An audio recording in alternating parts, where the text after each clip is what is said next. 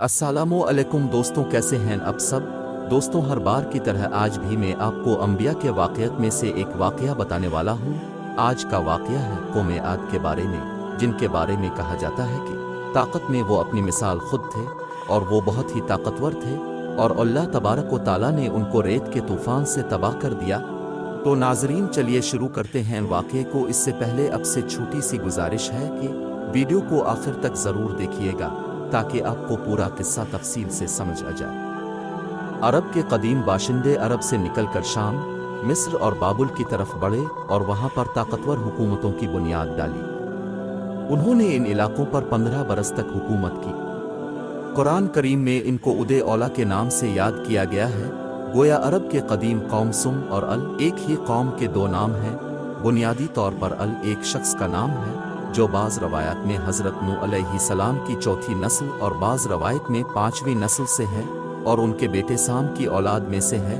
जिस शख्स की औलाद और उसकी तरफ से मुताल्लिक होने वाली पूरी कौम को आज कहा गया है कि ये दुनिया की सबसे कदावर और ज़ोर आवर कौम थी। उनकी ताकत के बारे में कहा जाता है कि वो एक हाथ से ही दरख्त को जड़ से उखाड़ देते थे, कभी बोड़े नहीं होते थे। अल्लाह ताला ने कुरान मजीद में फरमाया, इस जैसी कौम किसी और मुल्क में पैदा नहीं की गई। कौम आद का ज़माना 2000 साल कब्ल मसीह माना जाता है, जबकि इसका वजूद पहले सदी ईस्वी तक रहा। उनका मरकज़ हज़र मौत का इलाका था। ये सब लोग मजहबी तौर पर बुत परस्त थे।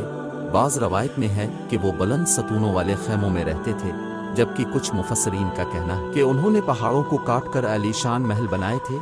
इस फनकारी में उन जैसा कोई नहीं था। कौम आद की ज़मीनें सरसब्ज़ और शादाब थीं और बागात से भरी हुई थीं। इससे जाहिर होता है कि उनकी माशी हालात बहुत अच्छे थे, लेकिन जहालत, फरेब और बेहयाई ने उनको मुआशरती तौर पर खोखला कर दिया था। अल्लाह ताला ने उनकी इस्लाह और सच्चे दीन की तरफ लौटने के लिए हज़रत हूद अलैहिस्सलाम को भेजा। अल्लाह ताला सूरा अराफ में फरमाता है, और हमने आद की तरफ उनके हम कौम हूद को भेजा।